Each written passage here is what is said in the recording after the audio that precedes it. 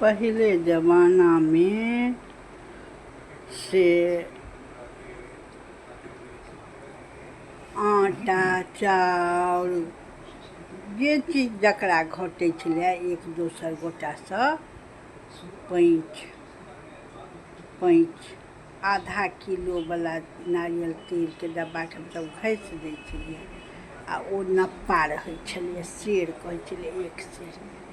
तऽ ओहि डब्बासँ पैंच लेलहुँ देलहुँ जकरा जे भेलै से। पाहुन परख अएलै जे तऽ नहि रहलै तीमन तरकारी तऽ ओकरा घरसँ केओ लऽ आएल तऽ ओकरा घरसँ लऽ आएल, सबके सब दै छलै। आब तऽ सब घरमे पैक आ मोबाइलमे बिजी।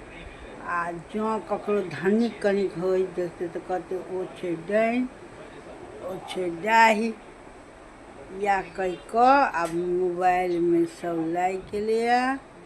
आओर ककरोसँ ककरो आब बातचीत नहि, आ पैंच उधार तऽ गेलै। केओ नोतो खाए नहि जाइ छै, कहै छै हम नहि जाइ छी नोत खाए लए, नोतो नहि खाएत, भण्डारा खाएत।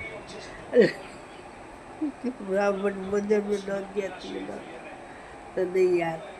तऽ जुगके परिवर्तन भऽ गेलै। आब कुकुर बिलाड़ि सब पोसै छै, कुकुरके देखबै मुँह चटैत चटैत बाप रे बाप घिन लगैत रहैए।